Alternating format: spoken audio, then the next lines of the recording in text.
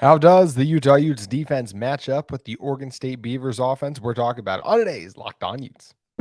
You are Locked On Utes, your daily podcast on the Utah Utes. Part of the Locked On Podcast Network. Your team every day.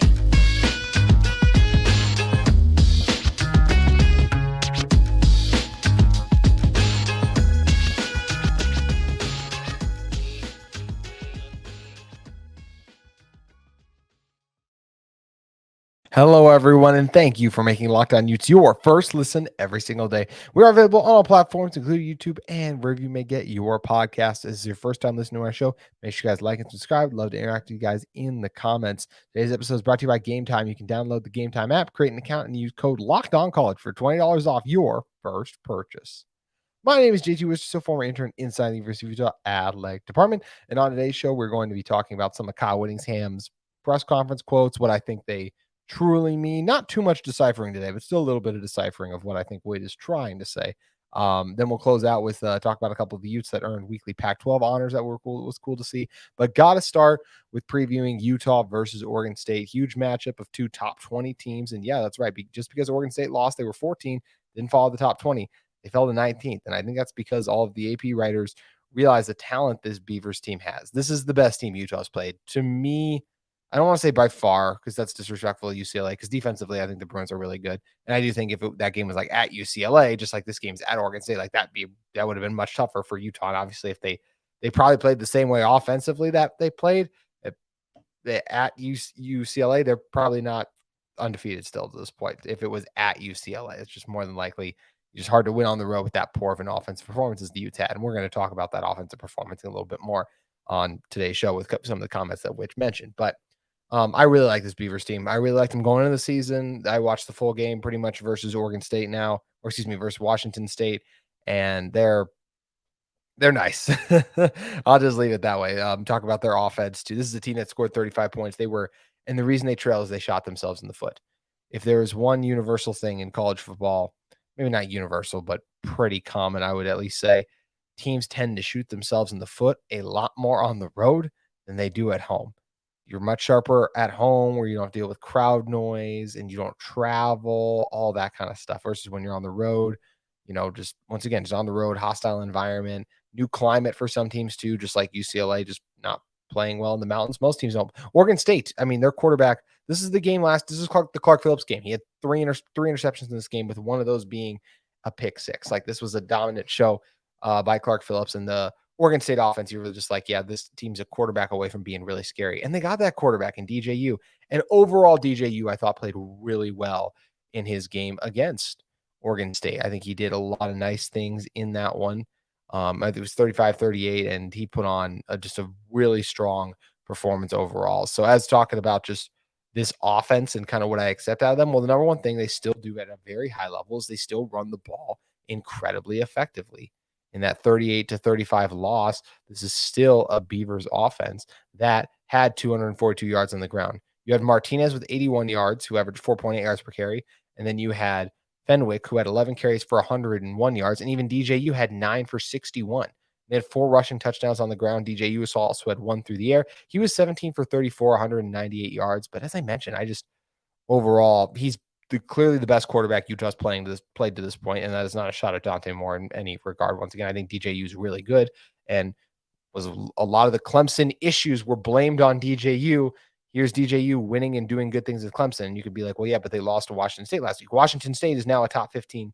I think their top 15 team is now, but I believe either way, a top 20 team in college football where they belong and deserve, because this is a tough win. And Cam Moore's looking really good and dangerous right now. The way Coach Dickert has that team playing over there too. I would not want to mess with Washington State. Utah won't have to this season. I still think Utah would beat Washington State, of course, just because I think the level the Utah defense is playing at right now, but that'd be a tough matchup. And Oregon State is going to be a tough matchup too, like I said. So they run the ball very well. This is still an elite offensive line. They did a good job, pretty good job over. They're better at run blocking than they are pass protecting. DJU did get hit and roughed up a couple of times in this game for the stats overall. He got sacked twice, but those were some big sacks too. And if I was Utah, for this matchup, I would try to bring some pressure on the left side. I think DJU does a good job of evading pressure and can get out of the pocket when it needs to. But every quarterback's susceptible to their blind side, especially it looked like DJU to me in this one. So look for Jonah Ellis, leads the nation in sacks right now with 5.5, which is, if you would have told me going into the season that 4 weeks into the season, Utah would have a player leading the nation in sacks, I would have said, like, you're crazy. That's not happening. I didn't see a pass rusher raising their game to that level. And that's what Jonah Ellis has done. If you're telling me Jonah Ellis could have 4 sacks through 4 games, I've been like, oh yeah, that makes sense. But even like 5.5, that's a big difference. And that's what Jonah Ellis has right now. And just was so dominant against UCLA. It was so great to see him. We'll talk about Jonah a little bit more too. But either way, I bring a little bit of pressure on the right side. So the left side of DJU, that left side of the offensive line, that's where I think you want to make some things happen. It's going to be a great battle in the trenches. I think Junior Tafuna, Keanu Tanuvasa, Utah did appeal the suspensions, so we'll hear about Licky Vaimahi, but Samote Pepa to David Fotu, we know has gotten some run. Them versus the interior of the Oregon State offensive line is going to be a great matchup too.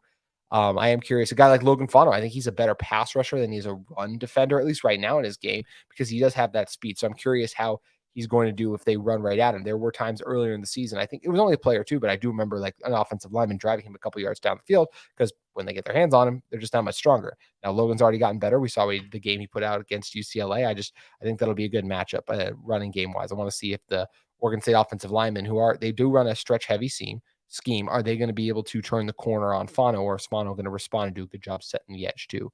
And how are they going to collecting the Utah linebackers at the second level when they are able to climb up there? Lander Barton, Karene Reed, Leavani Damuni, however you want to slice it up. Those guys are all pretty athletic and do a good job getting past offensive linemen, but their back is capable. Both the backs are capable of breaking tackles. DJU's capable of breaking tackles. And I hope Utah uses some. DJU's going to run the ball a lot. I hope Nate Johnson gets to run the ball a lot once again, because it just helps to have that extra blocker. I really like that overall when you can use the running back as kind of like the fullback straight ahead, and it kind of catches the defense off guard too.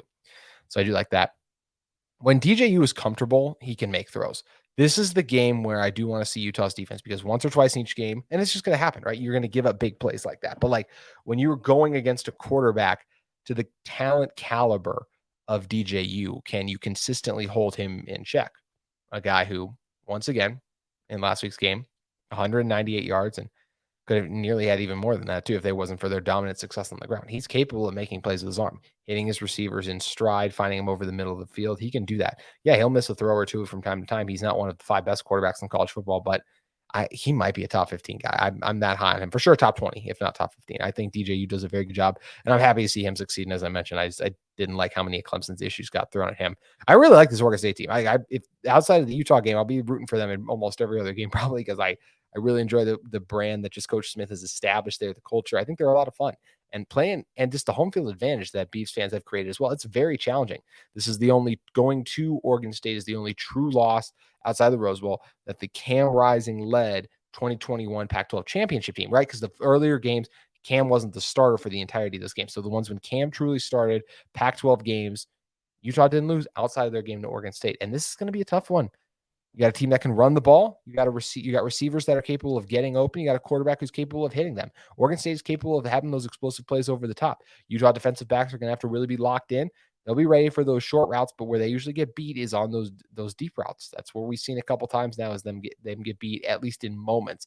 We'll see if those moments become multiple moments when it comes to this Friday night's game. That's still getting used to saying this Friday night's game between Oregon State and Utah. So it's a fun matchup. I think the Utah defense, I think they're going to go back and forth. I do think this will be the first time Utah will give up probably 2 touchdowns in the game, because the quality Oregon State is, and the fact that they're playing at home. I expect them to be even sharper, clean up those mistakes. But I still think Utah has a chance to hold them under 20, but I wouldn't be surprised at all. I don't see Oregon State getting to 30 on this Utah defense. I think they're just too good.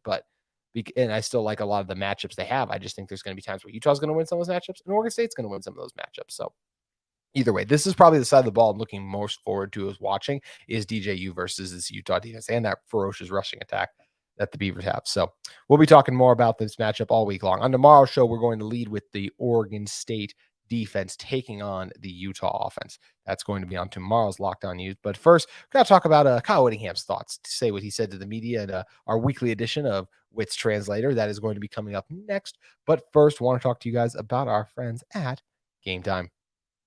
You shouldn't have to worry when you're buying tickets to your next big event. Gametime is the fast and easy way to buy tickets for all sports, music, and comedy, and even theaters near you. They have great last-minute deals, all in prices. They have price views for your seat, and their best guarantee, Gametime.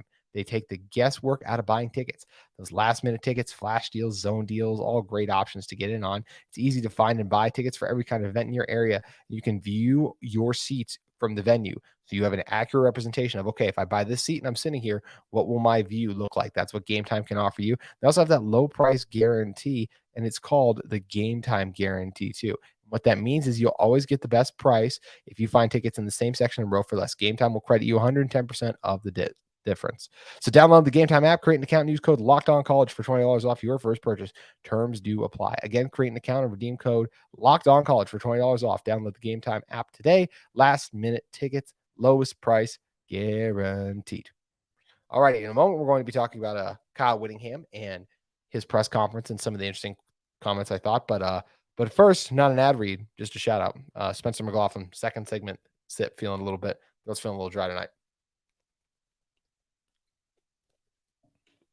As I mentioned, shout out Spencer McLaughlin. Okay, I probably should have muted this, so I apologize for all of you doing that. I'm not a veteran when it comes to the second segment sip like Spencer McLaughlin.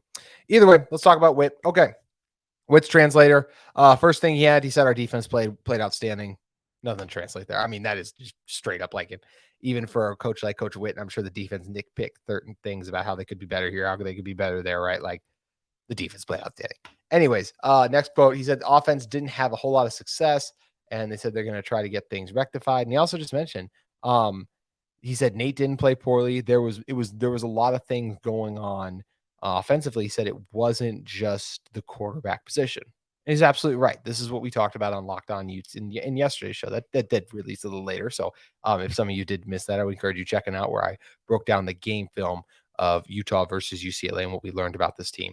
But you can see it, right? Like Nate is sometimes he's not given time to throw by the offensive line. Other times he won't make a poor throw, like some of those screen passes, right? A couple of those were off target. Overall, I'm not saying Nate is like playing outstanding, but I don't think Nate is playing. I agree. I don't think Nate is playing that poorly. Just when I watch these games, I don't see a quarterback being set up to succeed always.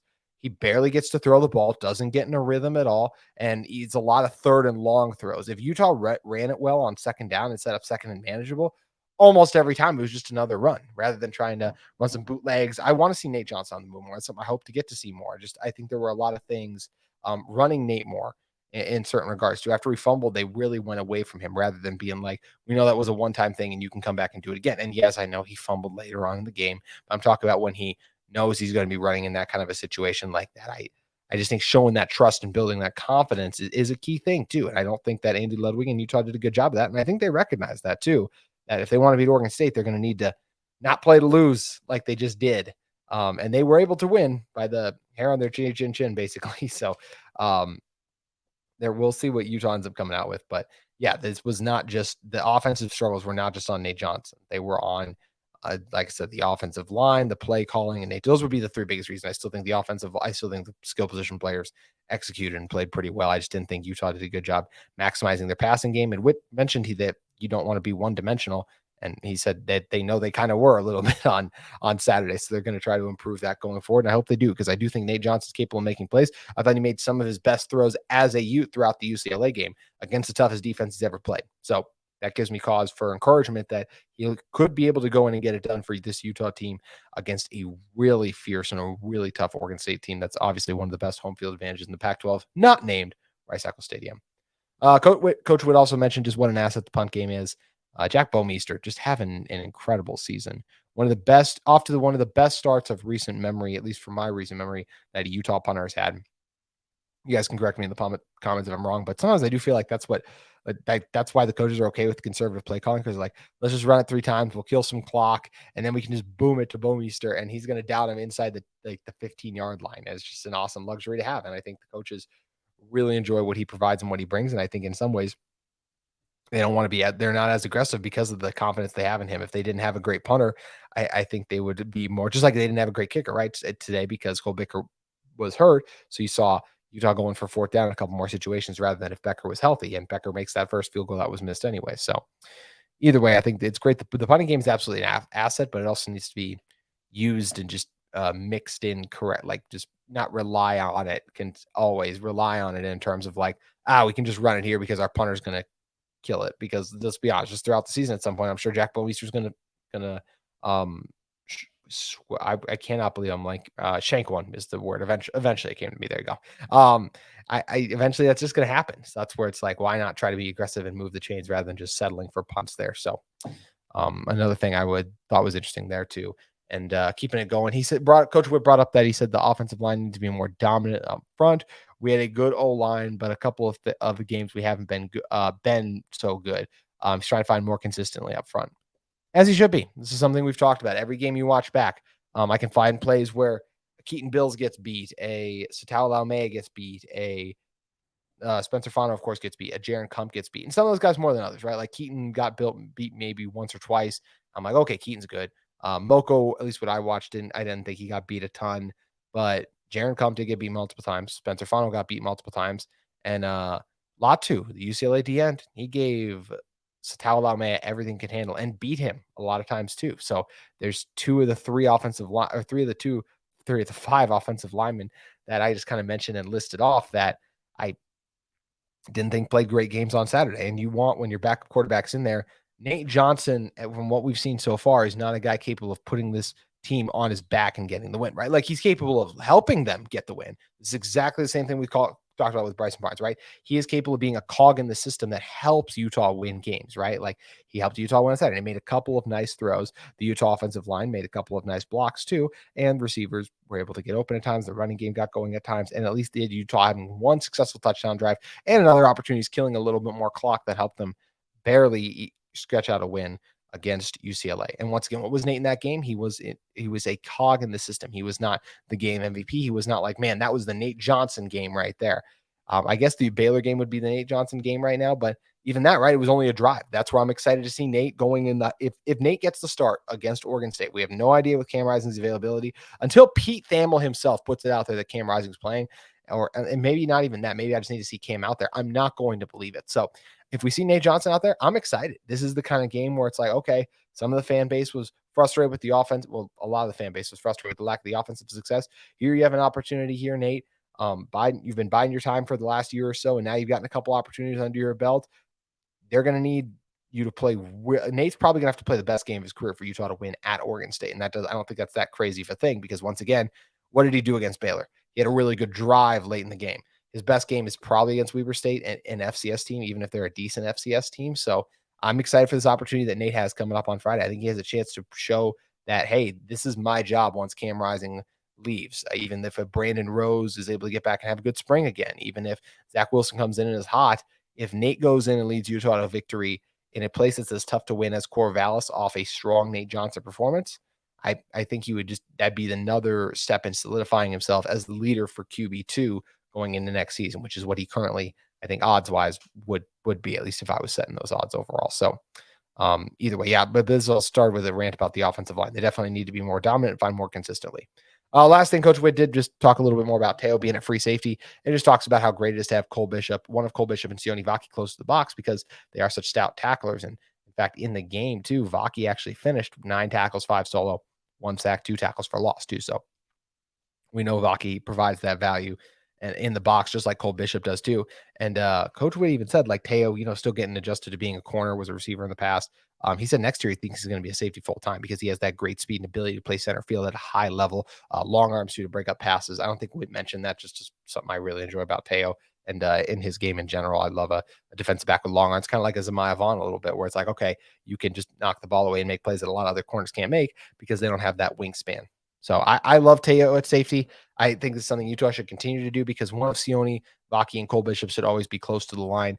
And Whitt did mention you give up a little bit in coverage, because Teo is a better cover corner man-to-man wise than Cole Bishop and Sione Vaki are right now. But I think it's worth it to have those guys in the front seven, especially against a team like Oregon State, where we know that the Beavs are going to really be loading up the rushing attack and doing everything they can to run the ball on you. So that's going to do it for Whitt's translator. He did have the one quote about how he thinks they'll play UCLA again because of super conferences.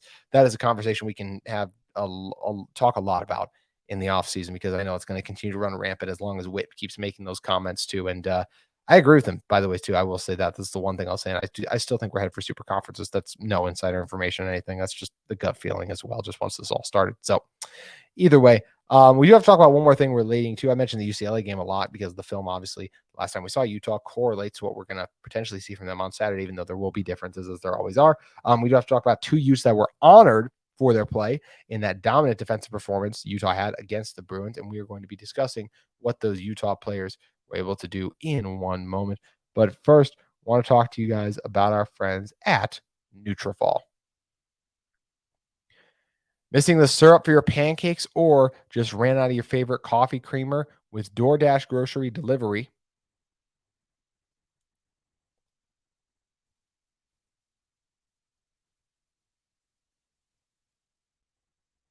I want to talk to you guys about one of the sponsors of today's episode in DoorDash. Missing the syrup for your pancakes or just ran out of your favorite coffee creamer? With DoorDash grocery delivery, you can get what you want right when you need it. You trust DoorDash to deliver your restaurant's favorites, and now you can get your groceries delivered. That actually delivers too. With thousands of grocery stores to choose from, you'll find the best in your neighborhood and boost your local economy with each and every order. You'll get exactly what you ordered, so we'll make it right. So sit back and enjoy quality groceries just like you picked them yourself.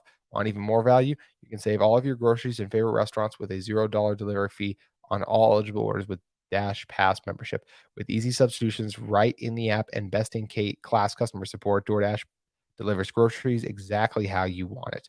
Get 50% off your first DoorDash order up to $20 value when you use code LOCKEDONCollege at checkout. Limited time offer, terms do apply. That's 50% off your first off to up to $20, no minimum subtotal, and zero delivery fees on your first order when you download the DoorDash app in the App Store and enter code LOCKEDONCollege. Don't forget that's code LOCKEDONCollege for $50 off your first order with DoorDash.